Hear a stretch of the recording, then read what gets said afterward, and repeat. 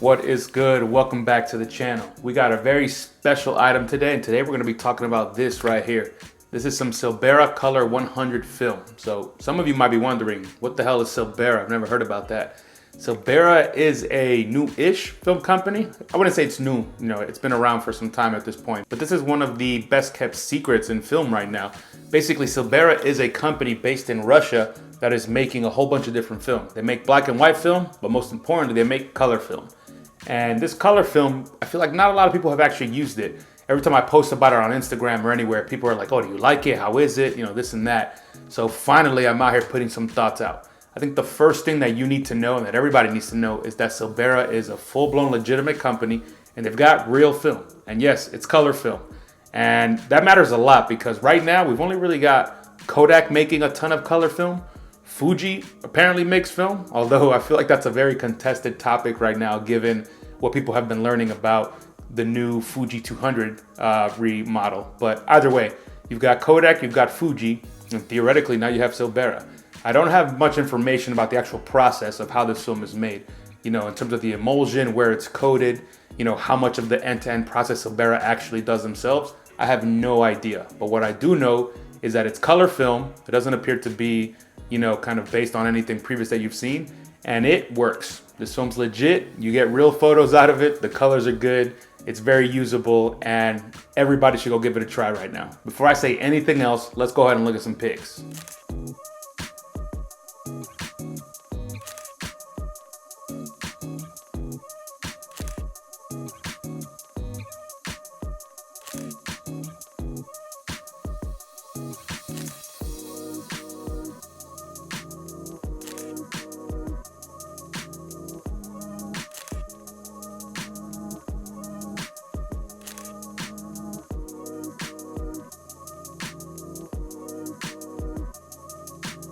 So what you just saw there was a bit of a selection across the last 2 months. I put a roll in one of my Canon cameras and I basically left it in there and I kept using it until I was out of the film.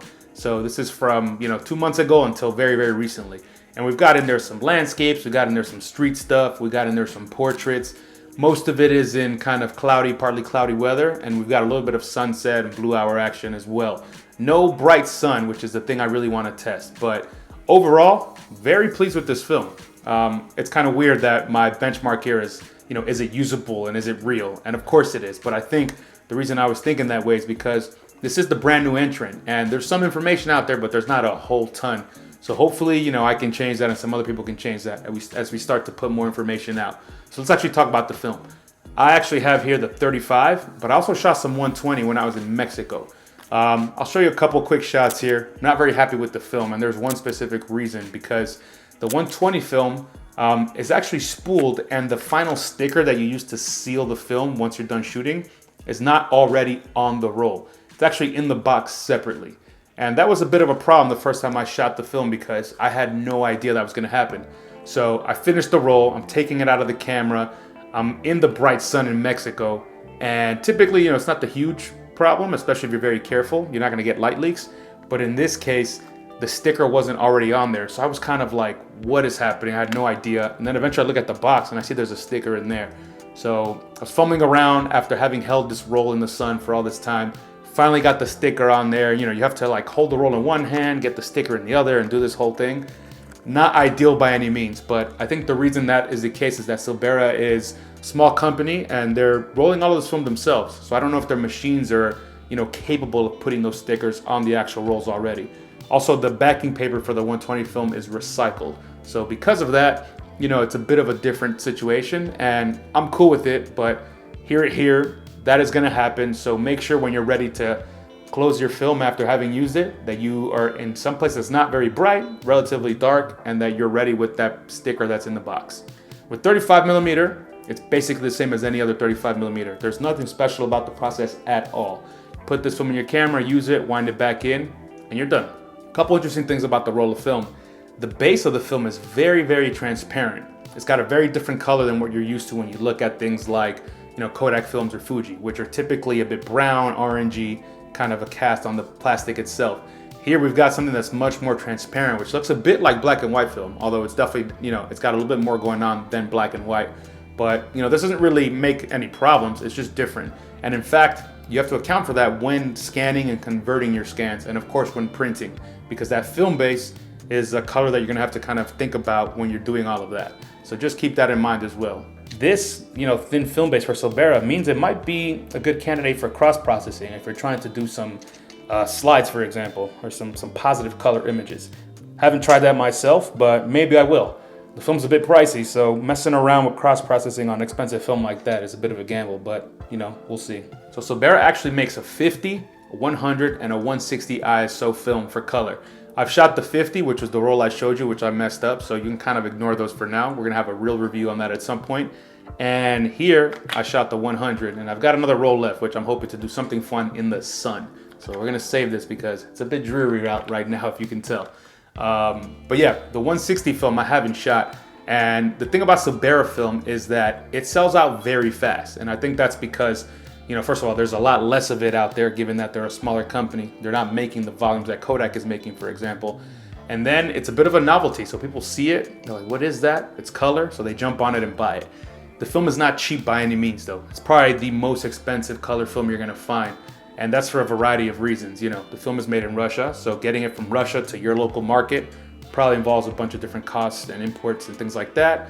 Obviously, the price of film has increased for various reasons due to inflation. And then, it is a small company, so they're making smaller batches, which theoretically means per roll, it's gonna be more expensive.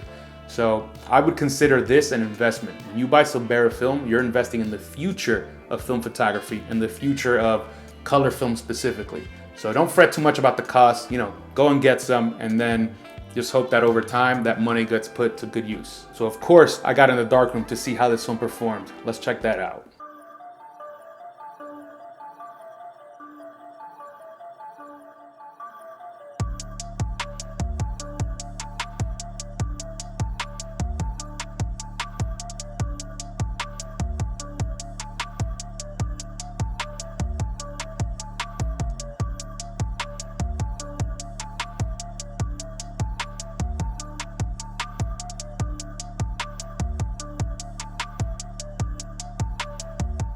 All right, so I've got two prints here that I made. First up is this portrait right here, and I'll show you the original file on the screen here so you can kind of see what I had on the scan. But the portrait was pretty cool. The couple things to note here, I think Silberra film skews a bit on the warmer side, I feel like. I went through a variety of prints in terms of test prints, and I think in every single one, I still felt like there was a hint of warmth in all of them. And even here, where I think I was going for a bit more of a neutral tone, especially in the skin tones, you can really pull out some of the warmth. So I think if you have lighter skin tones here, perhaps, I don't know how this will fare on darker skin people, but on this particular image, I feel like it brought out some of the warmth on her. This is probably a bit overexposed, this print, and perhaps it looks overexposed on the video as well, but it was a bit of a stylistic choice, let's say. I think if I had exposed it a little bit longer to bring down the exposure, I probably would have seen a bit more of that warmth. We can look at here at a bit of a cityscape image. And this is a kind of a blue hour scene. Really fantastic texture and color in the sky. And I went here for more of a, let's say, magenta-y, purple-y kind of a look. Probably could have gone a little bit less magenta-y and maybe brought out some more of the orange and warmth, like yellow warmth. But I still really like how this looks. And even here where it's kind of leaning more towards purple, hints of blue, I think there's still a nice warmth to this image, as opposed to it being, abruptly blue or something like that.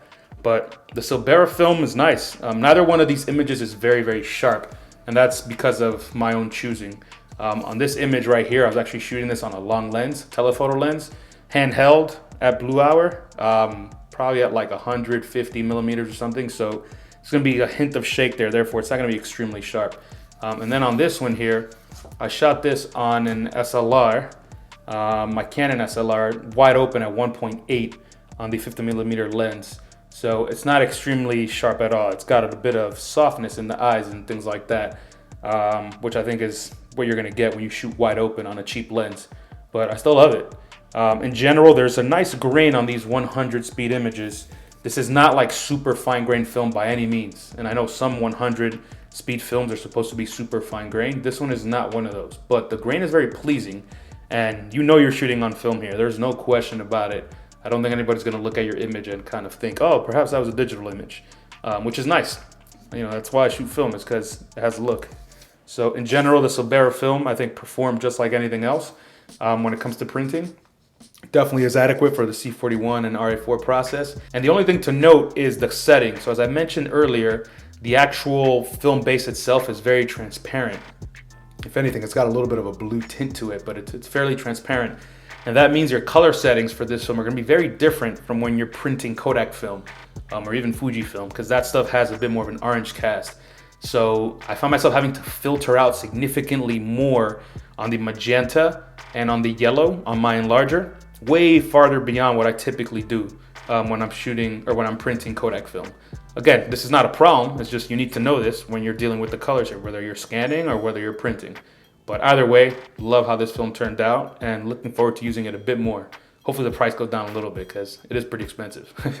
So in the end, I'm quite excited about Silberra as a company and of course the products they're making. Their film is legit, it works.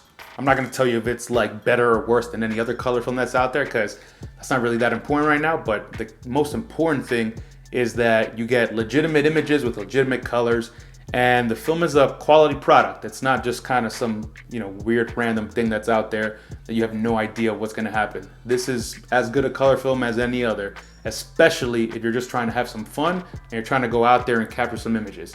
So go get some Silberra, go support them, and consider it, you know, a supporting of the entire film ecosystem, because if they do well, it's good for everybody else as well. And of course, it's good for us, the film consumer. All right, y'all, let me know what you think in the comments. Have you used Silberra film before? I'm actually really curious because most people that I know haven't. So I want to know what your thoughts are. All right, y'all, that's what we got for today. I'm out.